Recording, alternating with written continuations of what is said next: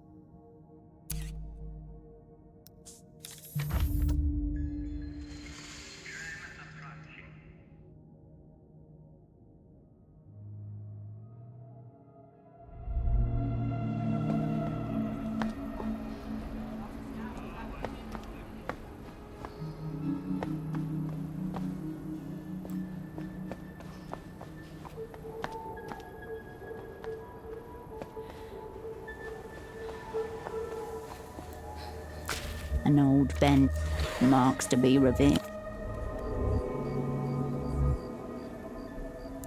You settle in one.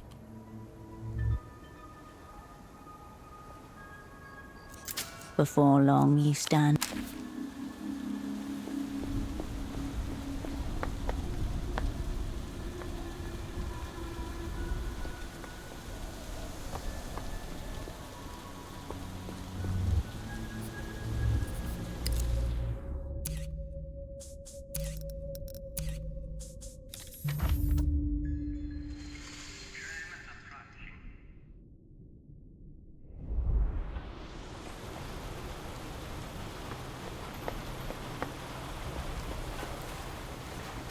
The smuggler inclines his head in silent recognition. Your third shift. The crates weigh the same. The strain is the same.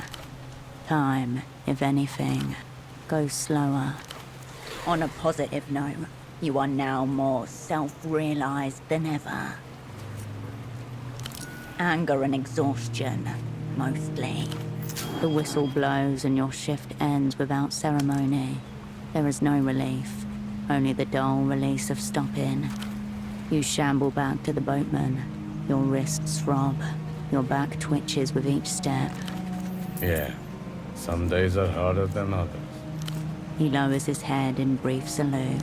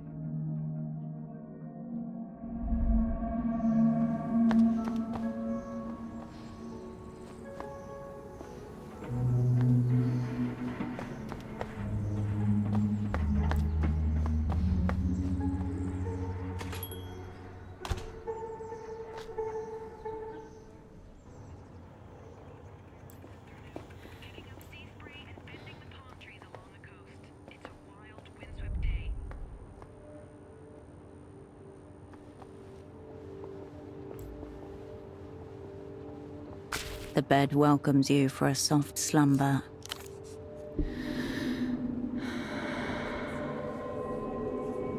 The stillness of the room quietens your mind as you settle down.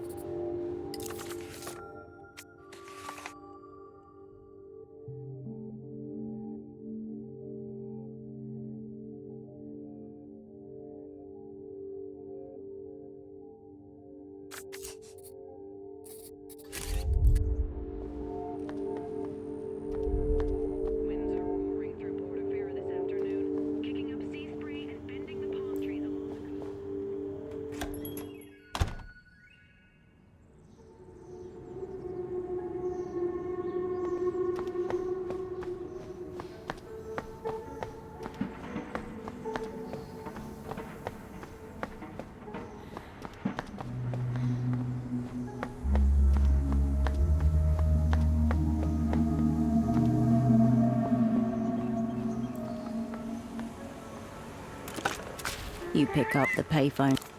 No reaction. Give it a rest for today. Return. You step away.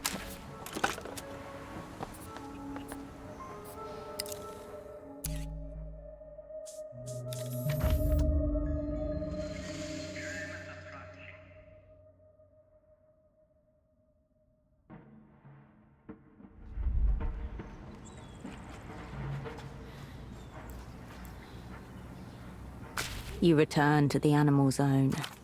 This is the pet shop you're looking for. The weeping eye may have relied on the sound of animal cries to cover the interrogation. You lift the shutter gently. It resists. Locked. Come back at night, or find another entrance. You turn away from the...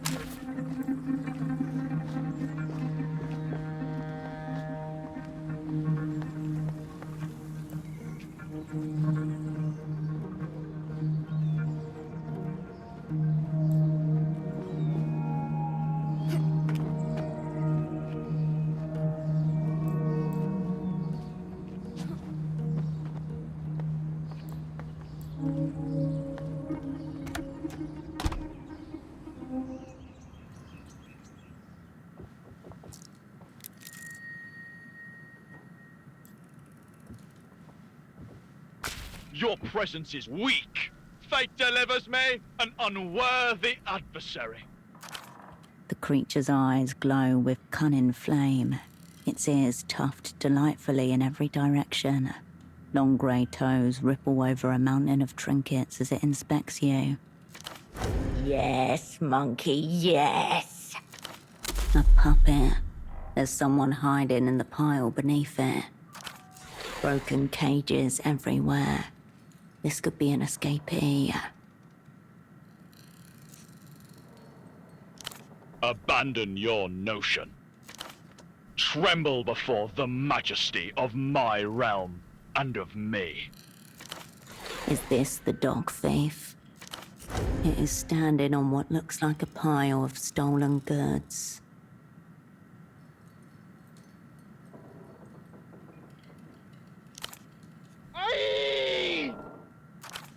Hard cut to his tiny face. Crash zoom. His golden eyes flash.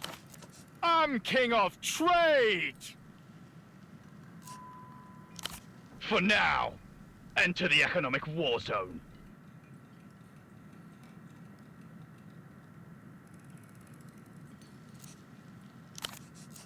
Commerce only. Objects craved. Nonsense ignored. This is unlikely to be a member of the Weeping Eye.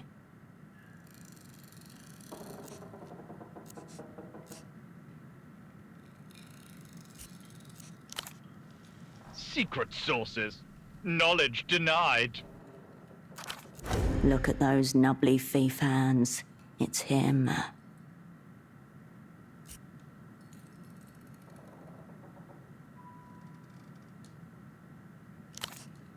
Do not consider yourself my equal.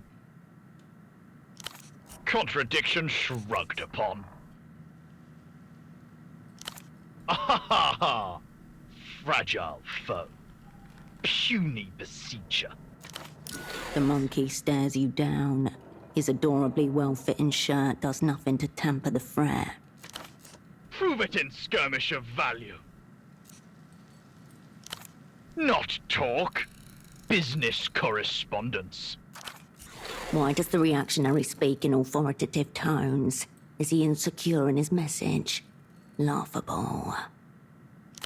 Do not let his curiously prehensile toes distract you from his aristocratic status. This horrible little man is a class enemy. Ha! I do as I do. Unthwartable schemes forever. You seek the unit? The monkey descends into a series of gnashing shrieks and limb spasming in excitement and outrage at your quest. Yes, for you. If you seek my prized the unit, you must offer something of greater value. The monkey reaches a mortifying fist into the pile of objects at his feet. The fist re-emerges holding a cosmonaut figurine. Behold the unit. What have you for my best treasure to trade? Then maybe she should trade for better time. The little man boasts an economic order based on pure want, greed and corruption away. Yes, yes! Challenger enters. Commence economic combat. He wriggles his toes, drawing your attention to the pile of miscellaneous objects atop which he stands. A sneer waves impressively across his jagged lips. He rummages into his pile of stuff and brings out a paper hat, folded into a peak. Symbolism unnecessary. Monarchy absolute. Apart from shame.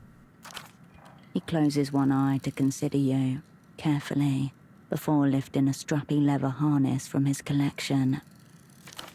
Dynamic yet functionless. Buried among the pile, you spot your prize. This wolf's face is nearly covered by a dark, sweeping mane. She's dressed for battle in jeweled armor, but her snout is stretched in a yawn. On the side of the cup in curling letters, Dream Wolf. Tears gather at the corners of her green eyes. Nonsense words. Shattering imbecile ignored. Ah, the scepter!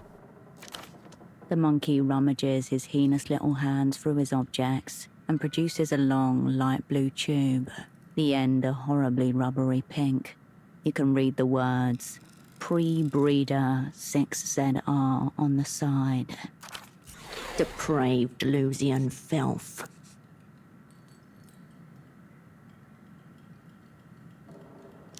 Heavy weapon. Vanquish many foe. The pre-breeder begins to vibrate in his demonic half-balled mitts. He swings it around a few times, then wrestles it back off again. The monkey bares his teeth at you.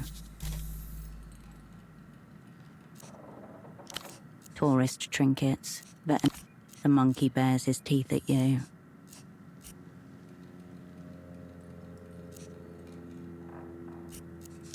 He flicks his ears in excitement.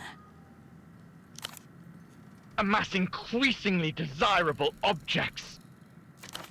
You're talking to a monkey.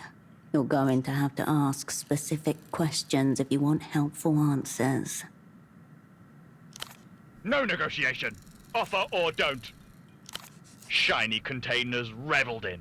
Contents ignored. Only most premium goods desired. How are we supposed to know what a monkey thinks premium means, though?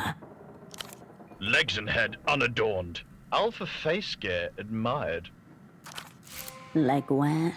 A mask? Condescend at peril. No toys.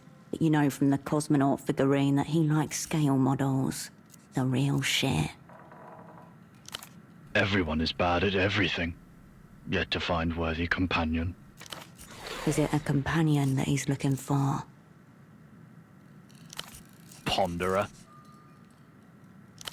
Commence economic combat. Prove yourself.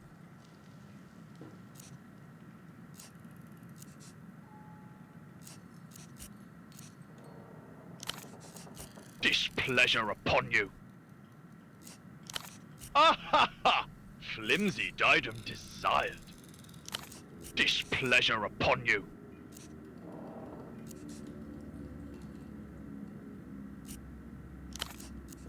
Disappointment!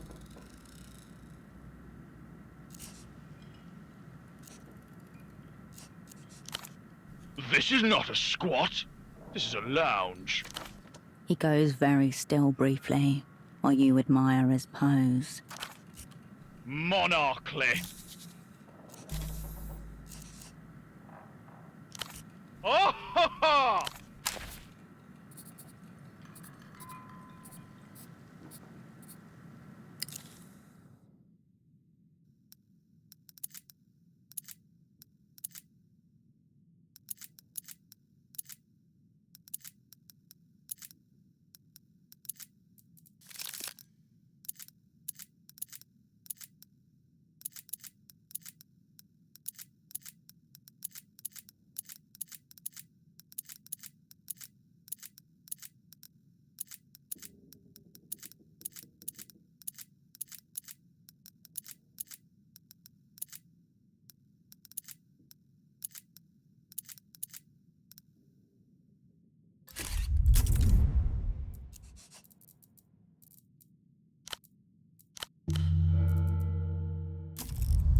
Prepare to trade.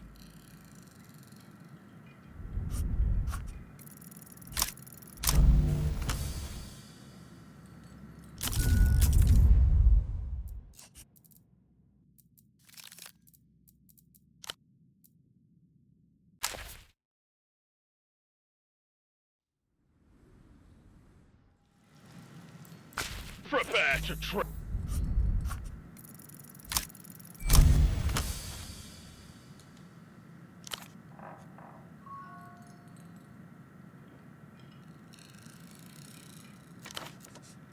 Ah, ha, ooh, ooh.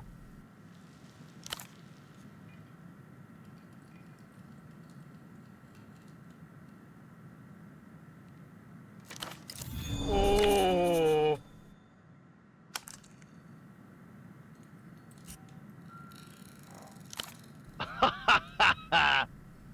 No mercy.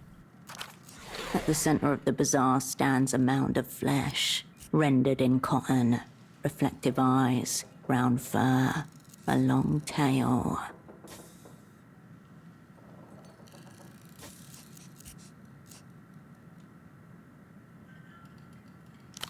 Thief!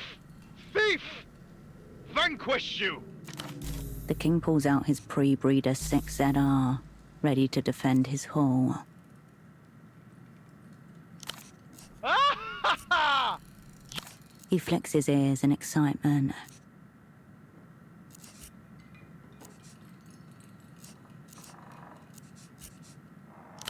Commence economic combat! Prove yourself.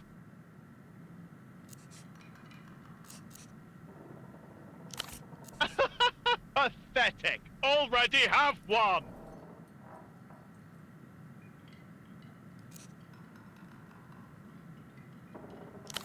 Ridiculous notion discarded! There is no rain in the realm. He glances at the ceiling, eyebrows twitching. No rain! Fertile color. Pleasing hue. Backward thinker. Insufficient trade. Incomplete object disdained. High value coward object. Imminent trade. Misguided. Puny. Fertile color. Ruttings abound. He flings the tiny cosmonaut figurine at you. Trade completed. Farewell, combatant.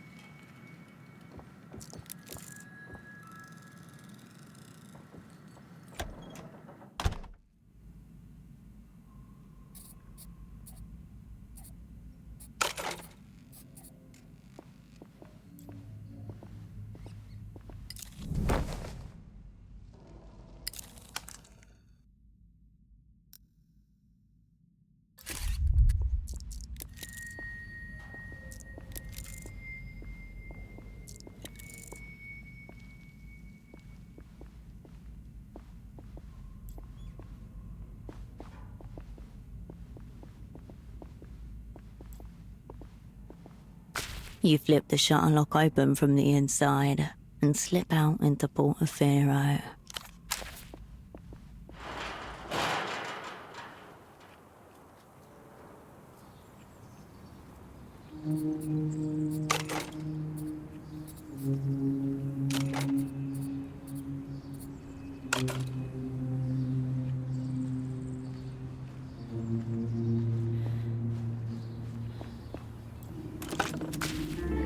The crackling void is different from the last time you used this phone, in some inexpressible way.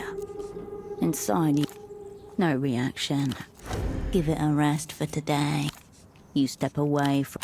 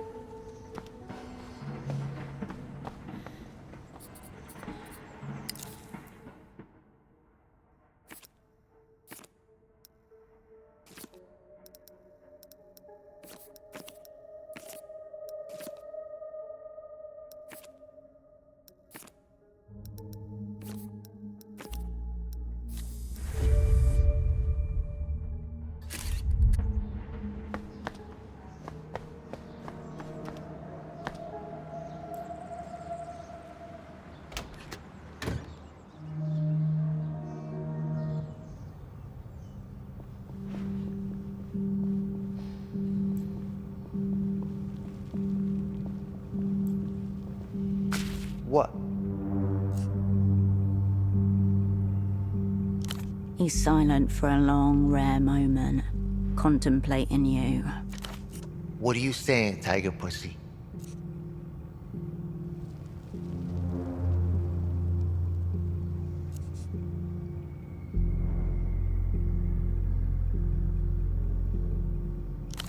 I am not a mystery.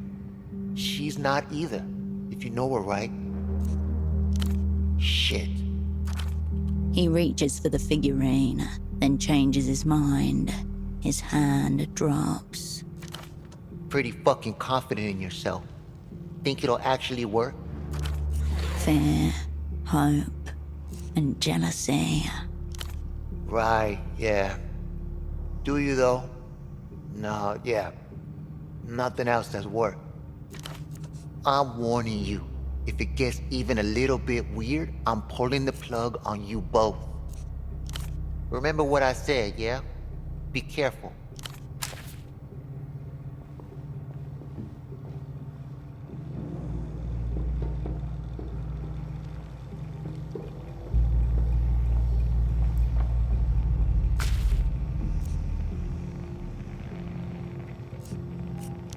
Nobody. This is all mine. Lot of trial and error, but I got it. She smiles through the haze of her delirium, eyes roving over the equipment around her.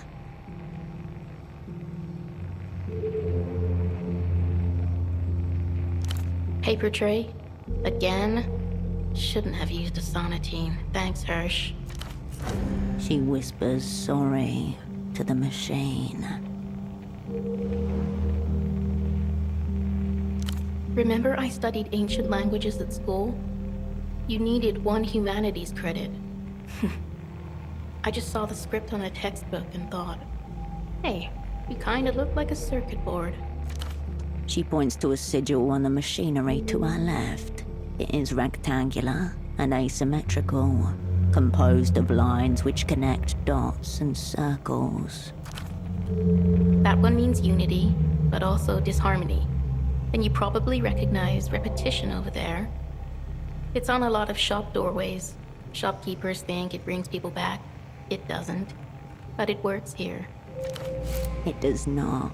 She's explaining her own brilliance away with magic. When people first wrote, they carved these things into rock or drew in sand. The machines remembered being sand, I think. All the other stuff just felt right. She might be right. She clearly knows more than you.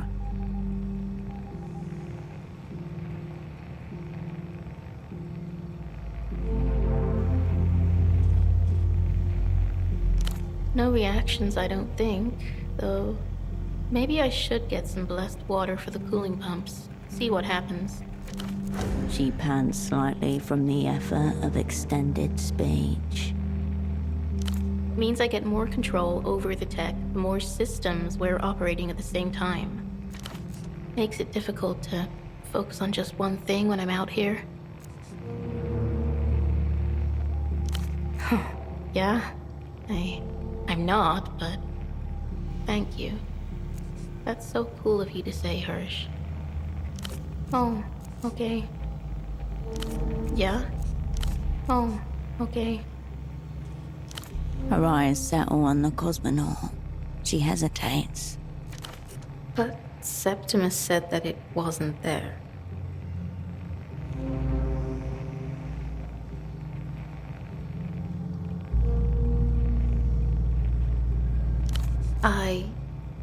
Yeah. He wanted to protect me.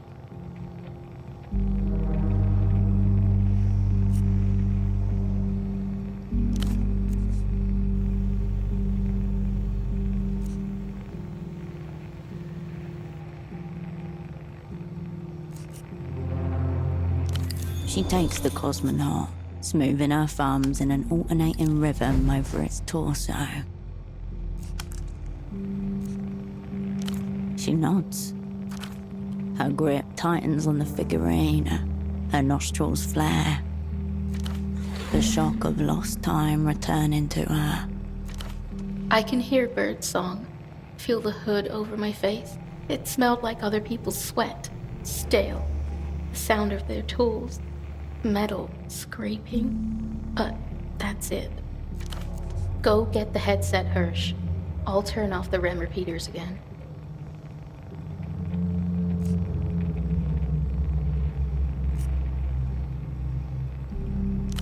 She doesn't look at you, just replaces her headset and leans back, cosmonaut on her chest.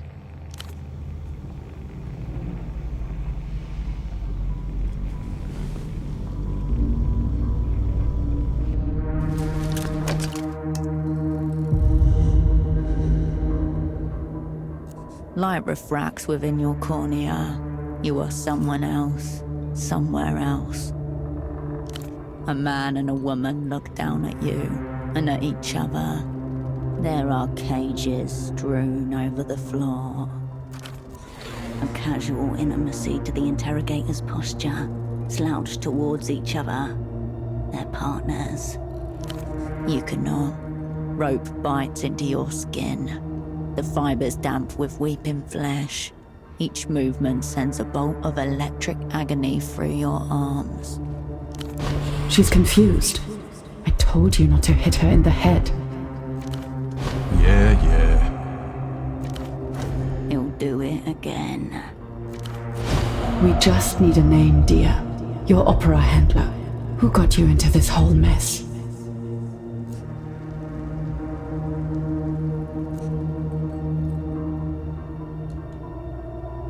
I'll try again. Brace yourself. Knuckles dig swift into your eye socket and back out again. Next to your nose, something cracks. We will when you let us. You think we want to be here? Whole city reeks.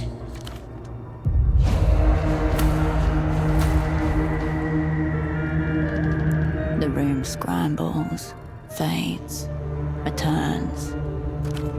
You can feel something in your ears now. The woman caresses a device in her palm. The crease of latex against plastic, amplified in your skull. What did they promise you? Money? Did they tell you they'd make you a big-time communist operant? It doesn't have to be this hard. The woman smiles, closes her hand around the device. Oral torture. Wicked.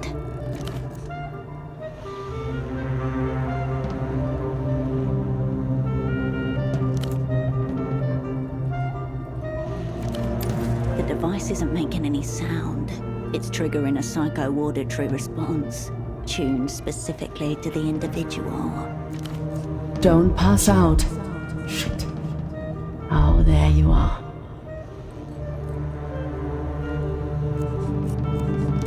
A lullaby. Tell us about your assignment. Silence. Unbelievable. Come on. It's my turn.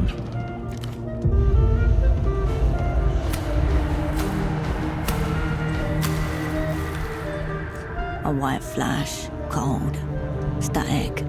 The room buzzes, fades, clarifies. You catch a glimpse of orange in the back of the room. Breathe easily. I smell death. Her wounds are beginning to decay. Disgusting. She's shivering. The sepsis will kill her before we get anything. Whisper into each other in low, urgent tones. They're beginning to panic. Look at yourself. He grabs your hair, forces your gaze downward. You see your bare chest, rotten and oozing. He massages pus into your open wounds with his knife. Doesn't it look good? Try it. Still gripping your hair, he slams your head back. You open your mouth to gasp and he plunges his knife between your lips. You taste the rancid, wet crumbs of your flesh on its blade. Bitter. Swallow for me. Pieces of you splatter across his face, black and yellow. He wipes his face, then forces his hand back into your mouth. His fingers plug your throat, you choke. Vomit splutters out of your nostrils. You cough. It burns. Did you like having his hand inside you? Do you want him to do it again? Maybe we should bring Dr. Hugo here to visit you. Is that what you want? To see your daddy? The doctor blows onto his tea. A smell of mint rises with the steam. We'll say that his little girl told us that he was the head of the network. He'll die thinking you sacrificed him to save someone else.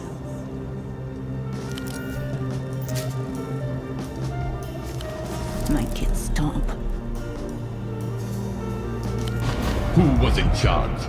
There must be an operant in there. Come on, don't tell him. Lie. It feels like drowning, like clawing your way through dark water, like you don't know which way is up.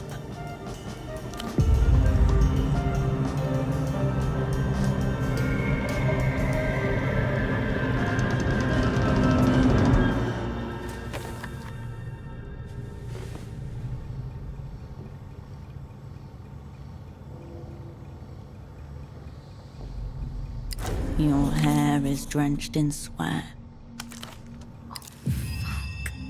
Oh, fuck. Septimus soothes her, ignoring you. Luz's interrogators of broken assets far more experienced than Kindred. She gave up what she could to protect what she must. Damn fucking right it's not your fault. You don't think that, do you? Listen to the demonic hand, Karoshka. She's right.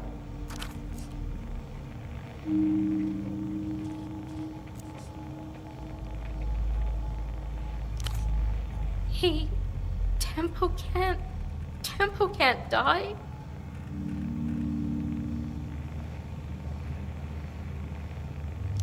You watch as she sobs, almost choking on her own grief.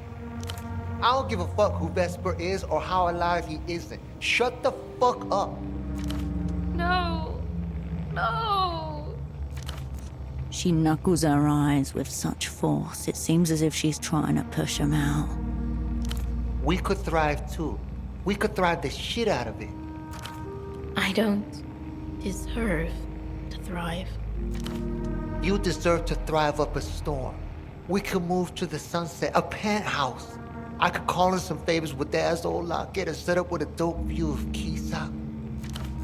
We'll watch the boats at night. We'll have rugs. And we can keep this place as our studio. Finally start making movies together, like we talked about. I want to die. I want to die.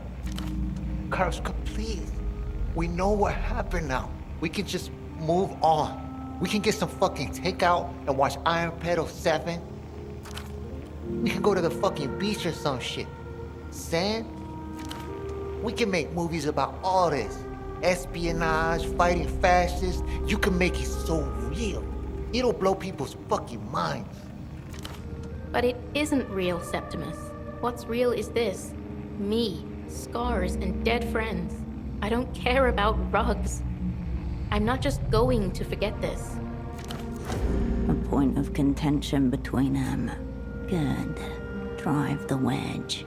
Bring her back to you. Calm the fuck on. We all just saw what this thing looks like.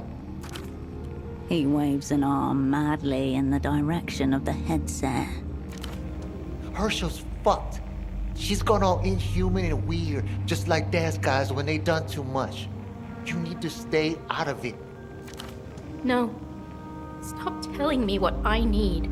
It's you who's afraid of this. All your uncles and your dad? I'm not.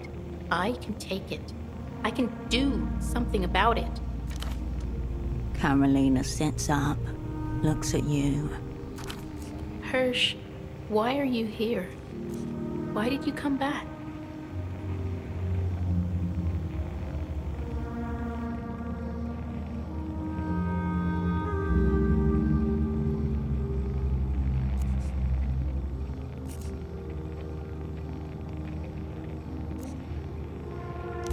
Purpose? So there's an assignment. Please, Hirsch, let me help. I can do it right this time. We have our own crew. Gaffers and camera boys and shit, a producer even. And no one gets killed.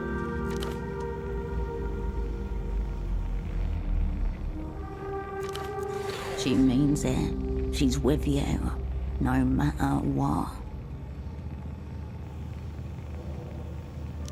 She smiles up at you, grateful and forlorn. Karolina, please.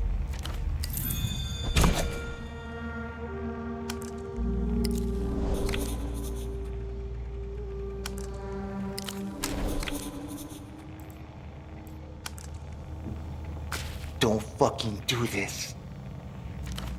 Karolina's chest rises and falls. Her blue, paper-thin eyelids twitch in. It's you I don't trust. Karolina stirs, rolls over, buries her face against the side of his thigh. Talk her out of this. She'll listen to you.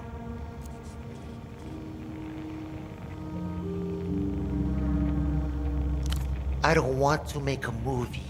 I want Karolina. In her sleep, Karolina whimpers. You want me to beg? Grovel? What the fuck do you want me to do?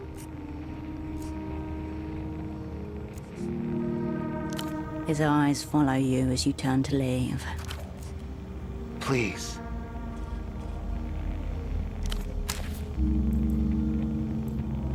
The machine calls, still operating, but at a significantly reduced capacity.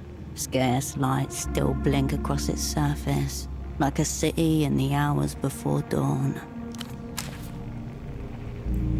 Don't fucking do this. Karolina's chest rises and falls. Her blue, paper-thin eyelids twitch in. I know you fucking don't. You had a whole crew, she told me. Get them instead.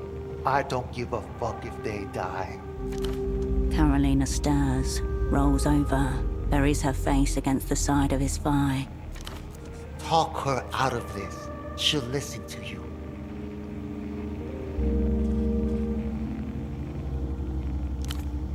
You know what she'll choose. In her sleep, Karolina whimpers. You want me to beg? Grovel? What the fuck do you want me to do? His eyes follow you as you turn to leave. Please.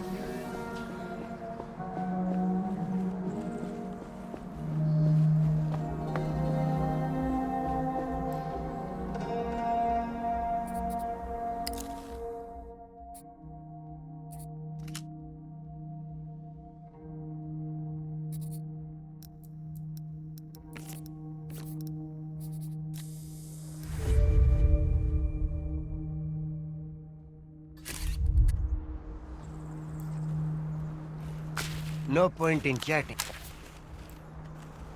The fire door is still tightly closed.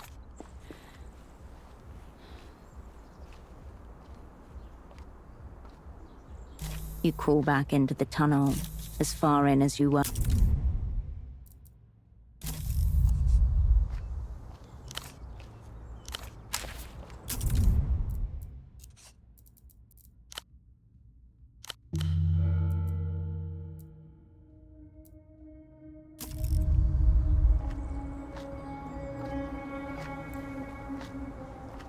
No point in chatting.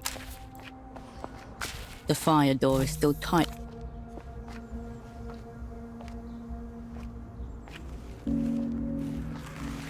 You crawl back into the tunnel, as far in as...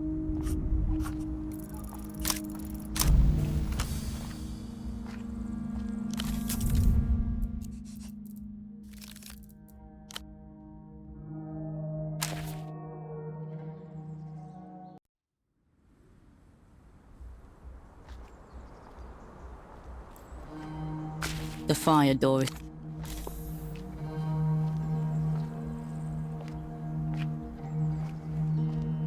You crawl back into the tunnel.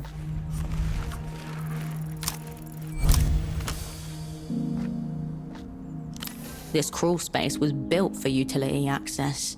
By being inside it, you're just fulfilling an intended purpose. It would be physically impossible for a person your size to get stuck in here.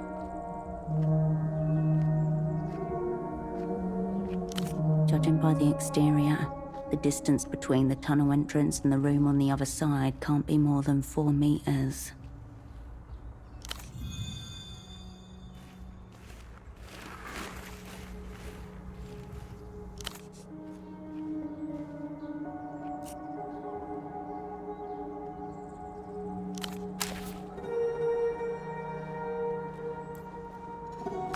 The sticker on the panel reads, Propriedade de Renotel. In the center, the company's familiar dolphin mascot grins at you.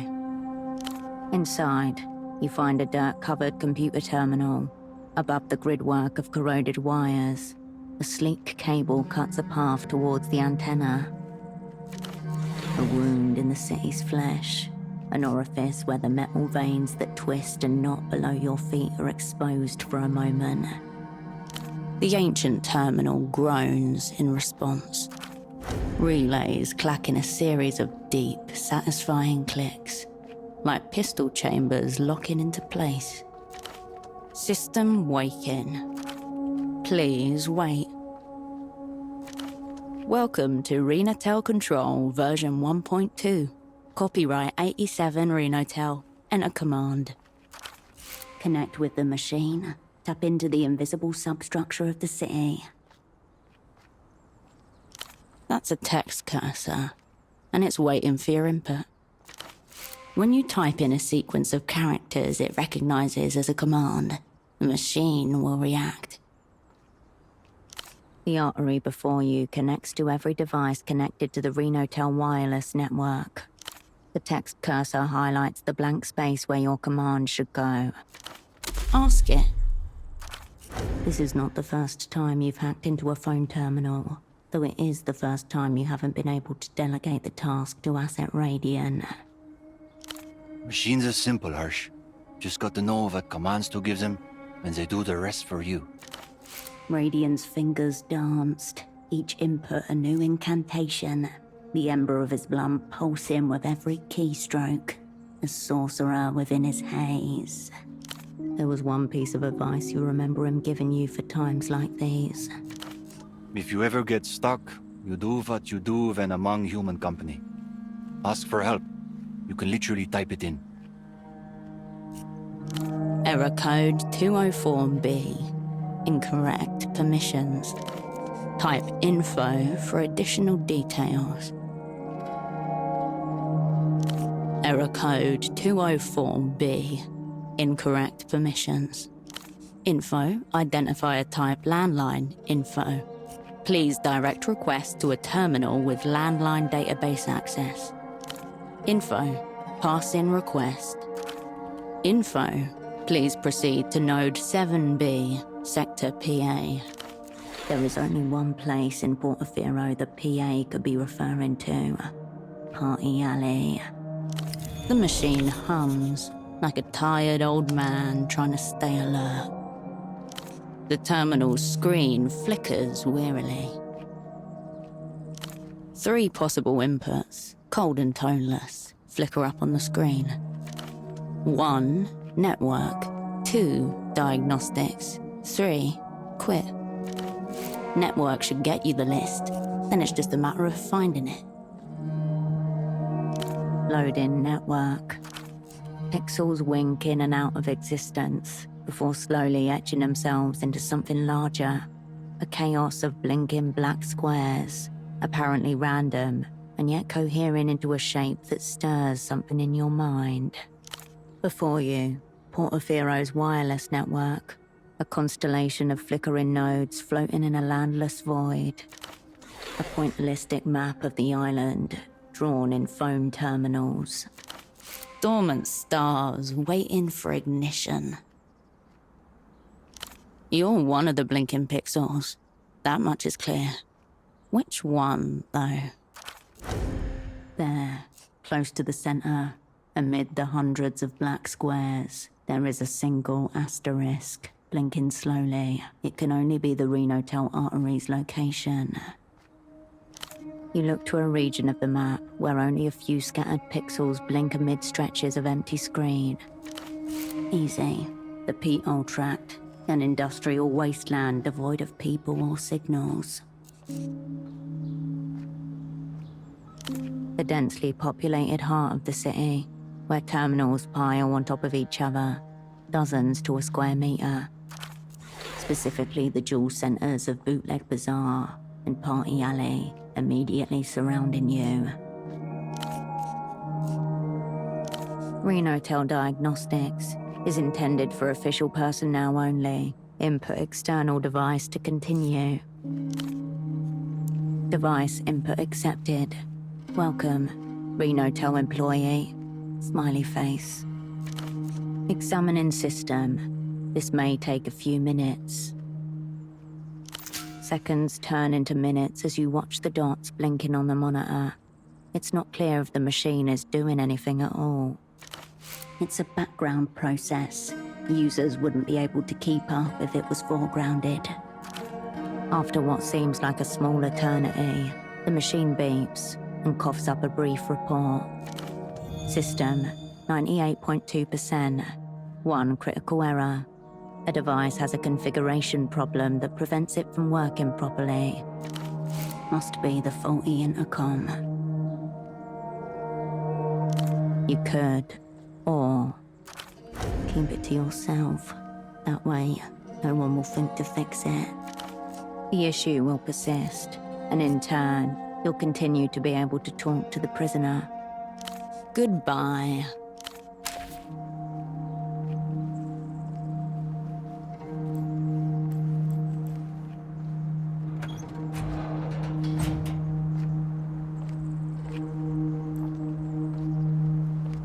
The Renotel technician is waiting right where you left him. Ah, you're back. I managed to disable the locking mechanism so you can go in and out as you please now. How did you get on with the artery? Well, thank you for trying, but it doesn't matter.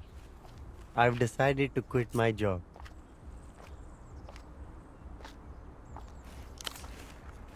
I've thought about it, and I've decided that I'll try to get back into electrical engineering. I don't care if it kills me. I can't live like this any longer. Suffering vertigo, shying from tunnels, looking for things I can't find.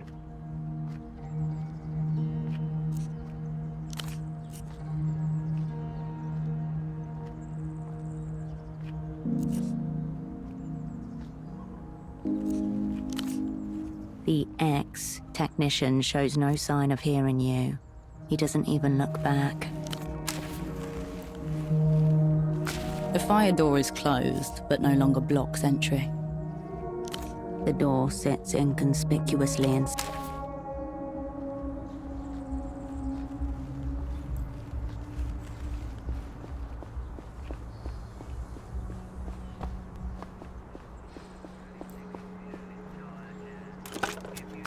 You pick up the... No reaction. Give it a rest for today. You step away.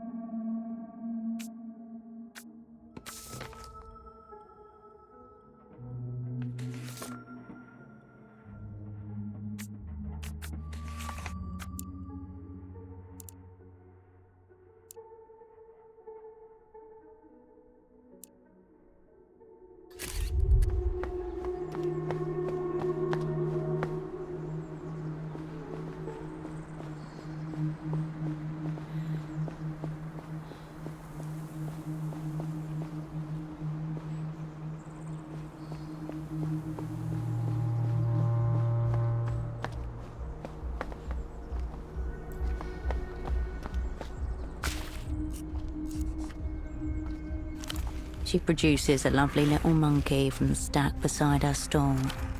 Cute gift.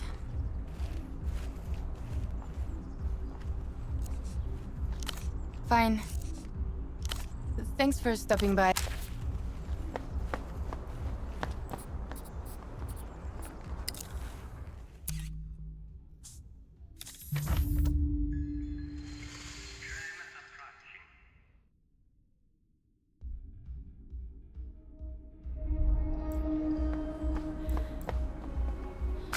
Lonely.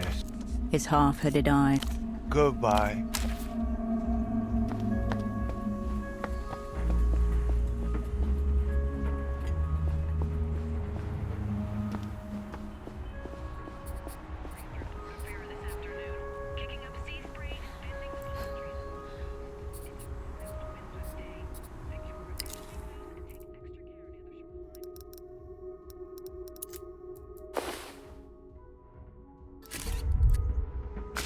Back again, are we?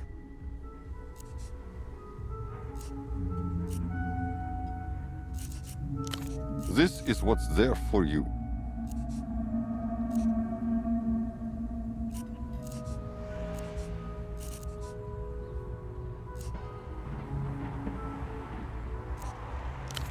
Don't ruin it by slouching, yes? Well then. Of course you will.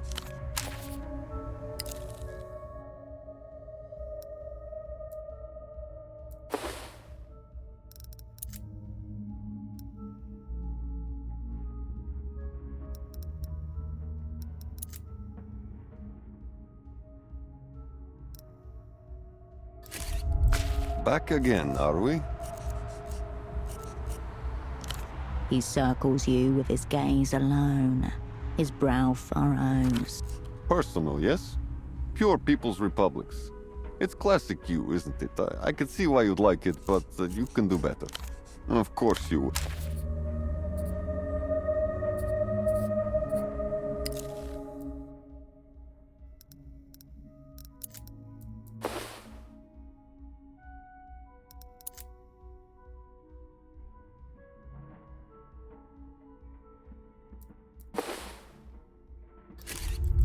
Back again, are we? He circles you. This look doesn't evoke much. I prefer a unified ensemble. Of course you will.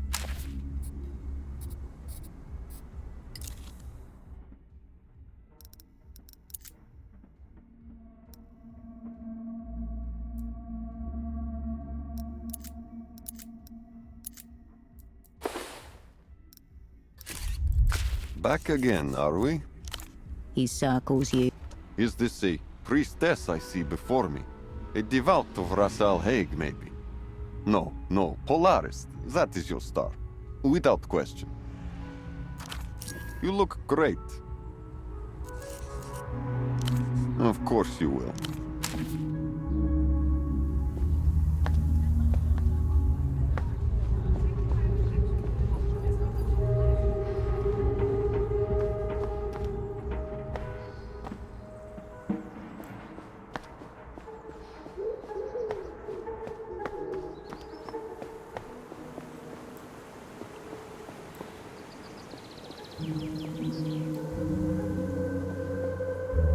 An old vent, marks to be revealed. You consider rest.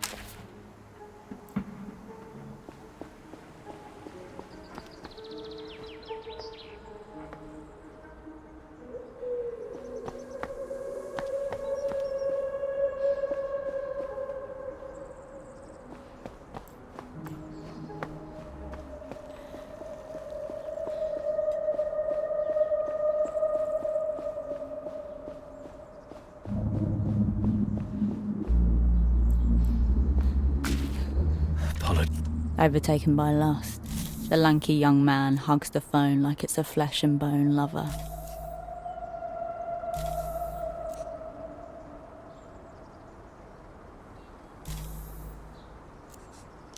Warily.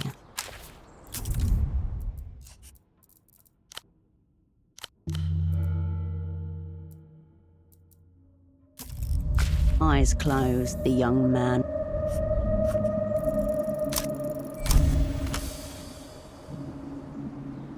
You draw on the teachings of Zeta, splitting your psyche into a Herschel-esque fog. You haunt the young man, streaming in through his ears and nostrils.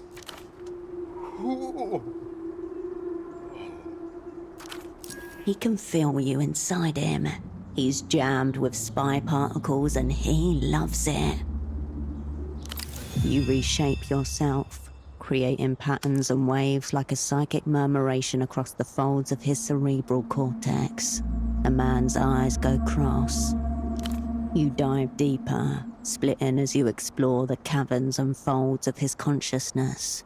It is dotted with empty spaces, a childhood pet, a motor scooter.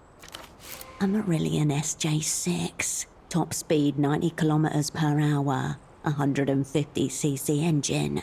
Entry-level model popular with metropolitan professionals and a subset of hardcore national chauvinists. None of these carry the awesome psychosexual fright of the Gap. Keep looking. You float down into the abyssal zone of the subconscious. At this depth, the voids move. Predatory shapes, sharp teeth. You perceive the erotic glow of the Gap among them. Suppressed memories, intrusive thoughts, unfulfilled desires and abandoned dreams. They're all pissed off. You shape your own consciousness into a fist, swing it at the thronging voids. It makes contact, pouring through the thing's mouth and splitting it into pieces. Weep. An empty space, its surface taut to the point of vibration with pure pre-orgasmic tension. You slip in, finer than fog. You dissipate and expand, streaming outwards into the void. But as you grow, so does it. The edges move beyond reach, ever growing, a self-generating vast emptiness. Yes. You're making it bigger.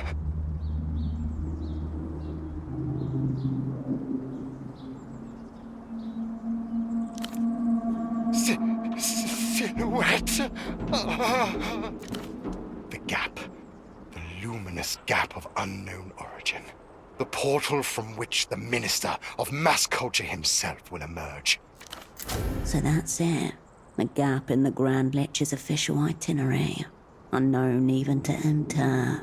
Wide enough for a bullet to go through. Whatever takes place inside this Gap, it'll almost certainly be after the ginkgo has shed its leaves.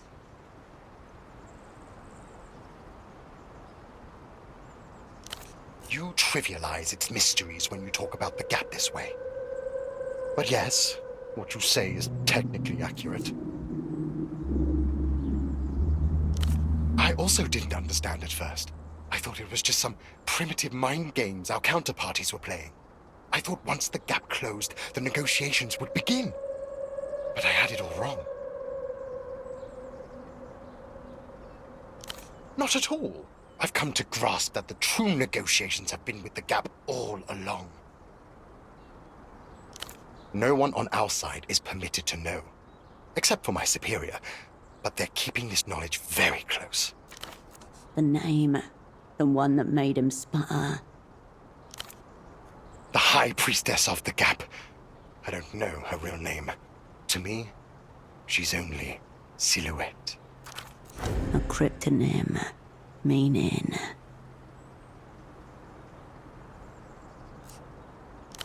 In the central plaza at Party Alley, there's a little two-seater bar, very easy to miss.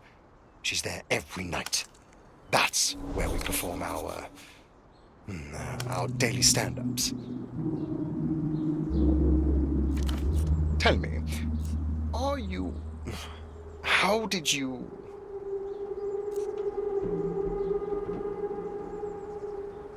It makes sense, of course. Knowledge of the gap, forbidden to one, such as me.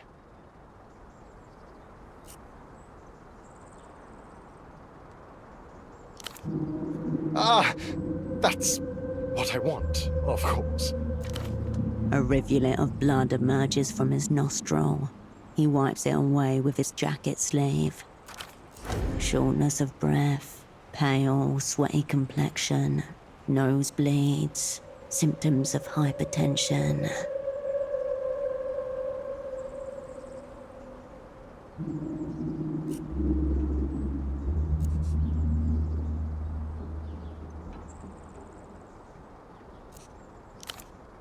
You mean the gap? Within me? Would you like some Nurofen? I don't think I need it all anymore. Amphetamines. I hope it helps you with your work. If you'll just let me say some goodbyes. You've wrung what you need from this limp rag. Time to move on. He turns back to the payphone and slowly picks up the receiver once more.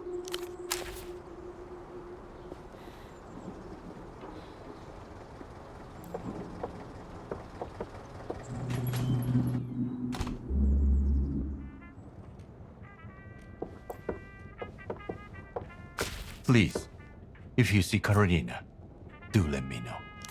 And, is she eating well? Does it look like she's getting enough sleep? Her skin, pale, eyes tired, muscles atrophying.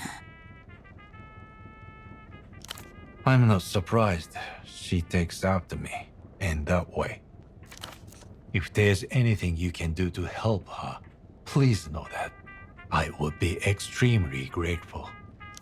Yes, how did she look to you?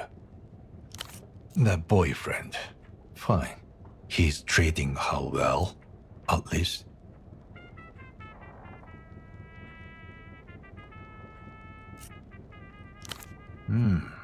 Perhaps he was putting on appearances. Because you are around, I expect he's good at that, given his upbringing. If there's anything you can do to help her, please know that I would be Yes. How did she look to you? Doing fine. Doing fine without you is all he hears.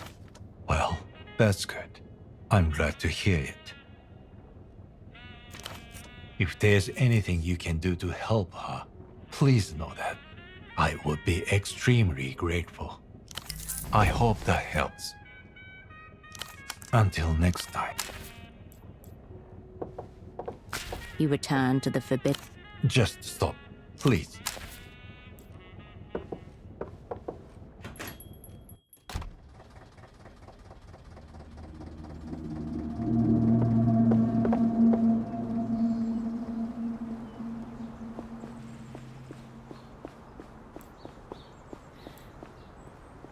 Whatever you did to the hogger, he looks proper sad for once. Finally, some decency around here. Until next time.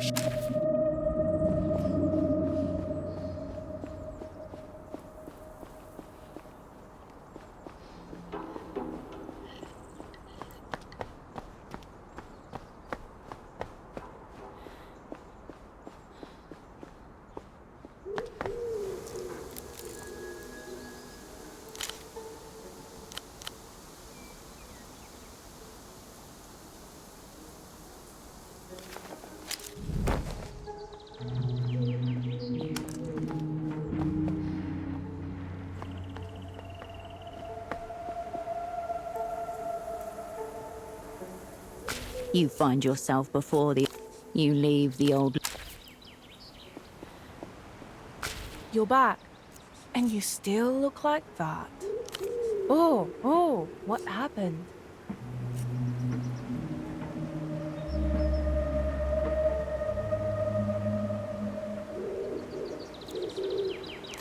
Oh. For real?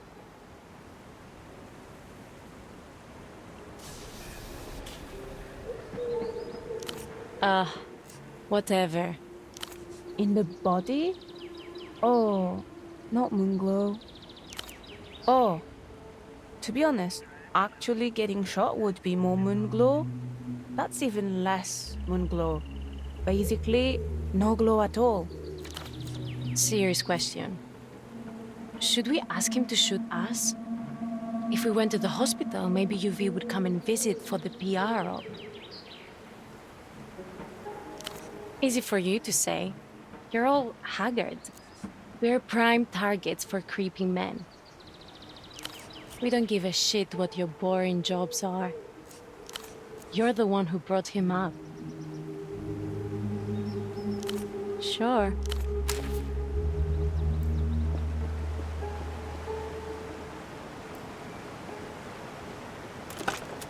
You pick up the payphone. No react. Give it a rest for today. You step away.